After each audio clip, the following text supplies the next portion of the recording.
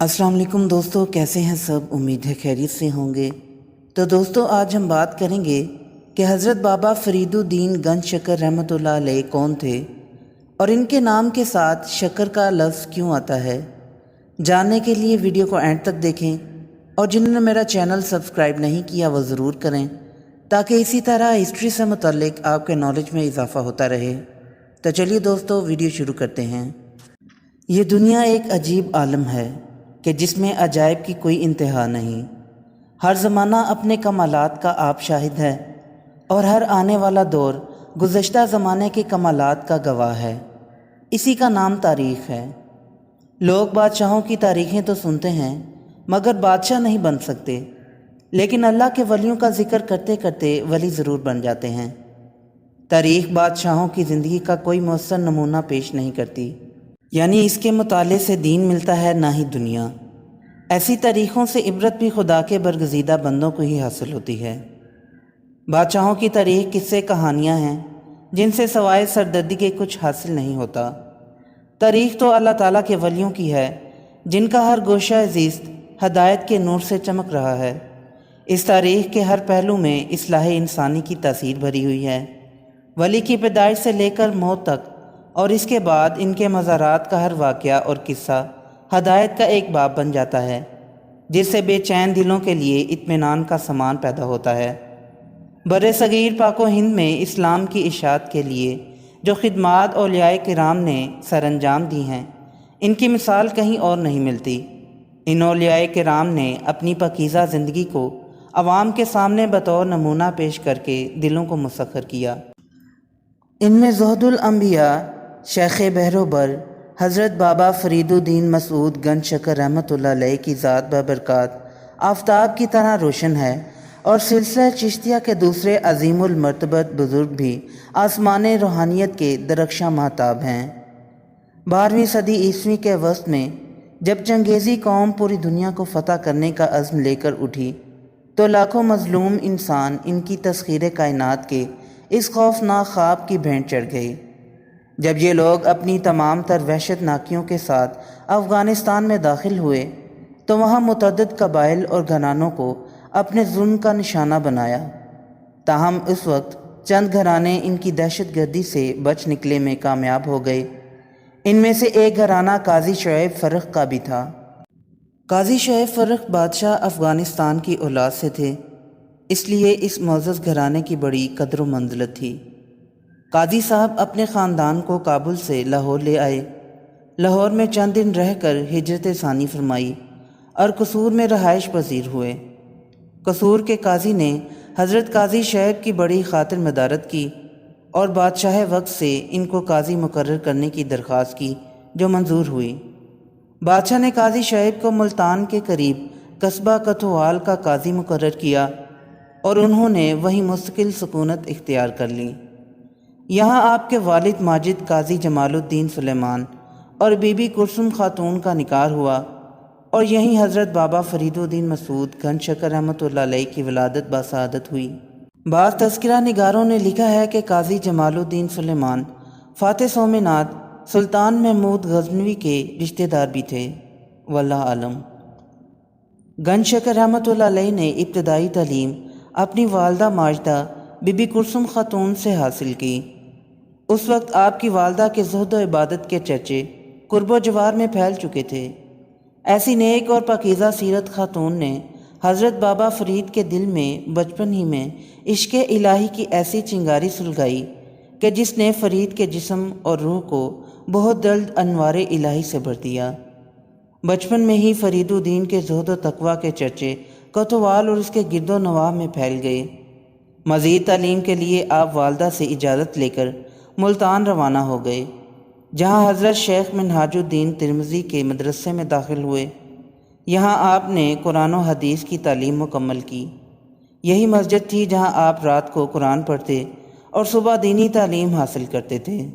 हज़रत बाबा फरीदुद्दीन गंज शकर रहमतुल्लाह अलैह का लक़ब गंज शकर क्यों पड़ा, इस सिलसिले में बहुत सी रवायात मशहूर हैं, लेकिन मैं यहाँ सिर्फ़ 2 रवायात का ज़िक्र करूँगा जो सबसे ज़्यादा मुस्तनद हैं। पहली रवायत यह है कि आपको बचपन ही से शरीनी से ख़ास रग़बत थी, آپ کی والدہ ماجدہ جب رات کو نماز عشاء ادا کرنے لگتیں تو بیٹے کے مسلے کے نیچے شکر کی پڑیا رکھ دیتیں۔ ایک دن بابا فرید نے پوچھا، کیا نماز پڑھنے سے شکر ملتی ہے؟ فرمایا کہ ہاں۔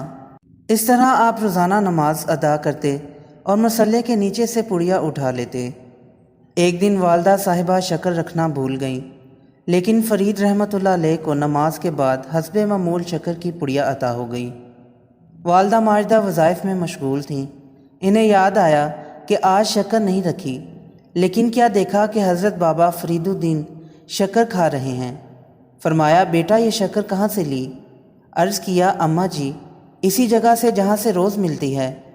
والدہ سمجھ گئیں کہ اللہ تعالیٰ نے غیب سے عطا فرمائی ہے۔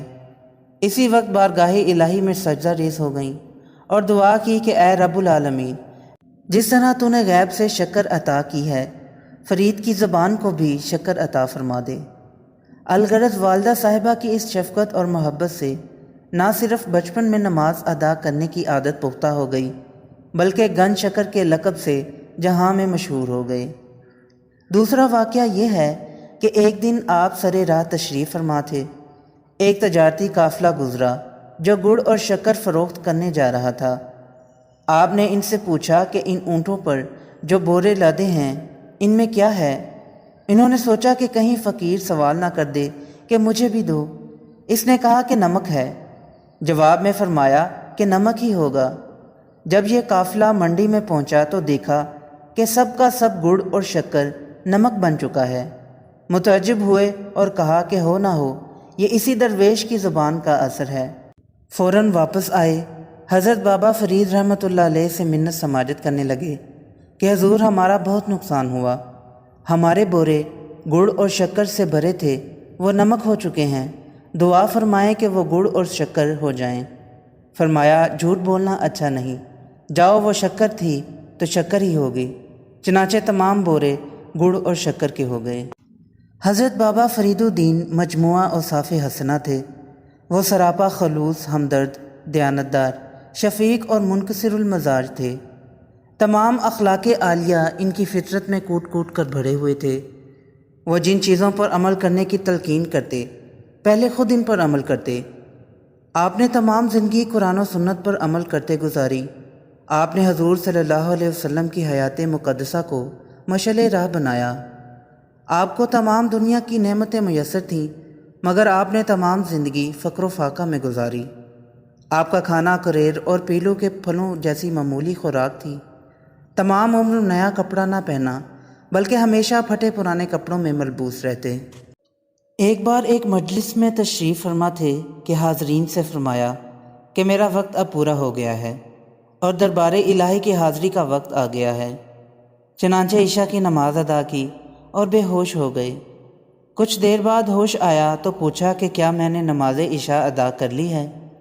مولانا بدر الدین اسحاق نے عرض کیا، جی ہاں، لیکن آپ نے دوبارہ نماز عشاء ادا کی اور پھر بے ہوش ہو گئے۔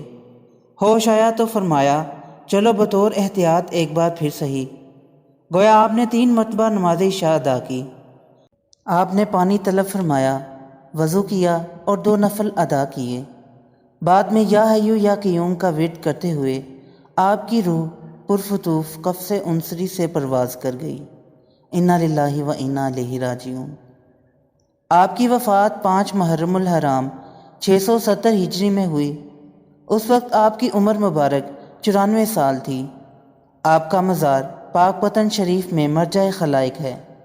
ہر سال آپ کا عرس مبارک 25 ذوالحج سے 10 محرم تک 15 روز جاری رہتا ہے۔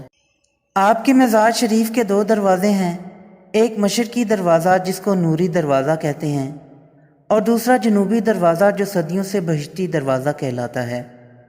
اس کی پیشانی پر باب جنت کے حروف کندہ ہیں۔ نہایت خوبصورت اور پرکشش اور جاذب النظر ہے۔ گنج شکر رحمۃ اللہ علیہ کے عقیدت مند اس سے گزرنا باعث سعادت اور برکت سمجھتے ہیں۔ سالانہ عرس مبارک کے دنوں میں 5 محرم الحرام کو شام کے بعد پہلے صرف 2 راتوں کے لیے یہ دروازہ کھلتا تھا اور 7 محرم الحرام کو بند ہو جاتا تھا۔ جب رش زیادہ ہوا تو حضرت میاں علی محمد خان آف بسی شریف اور دیوان غلام قطب الدین چشتی کے مشورے کے بعد 5 راتوں تک کو کھولنے کی رسم ادا کی جانے لگی۔ بہشتی دروازے کی جملہ تقریبات حضرت بابا صاحب کے موجودہ سجادہ نشین ہی ادا کرتے ہیں، جن کو دیوان صاحب کہا جاتا ہے۔ تو دوستو یہ تھی آج کی ویڈیو پسند آئی ہو تو لائک ضرور کریں اور میرے چینل کو سبسکرائب کریں۔ پھر ملتے ہیں ایک نئی ویڈیو کے ساتھ، تب تک کے لیے اجازت دیں۔ اللہ حافظ۔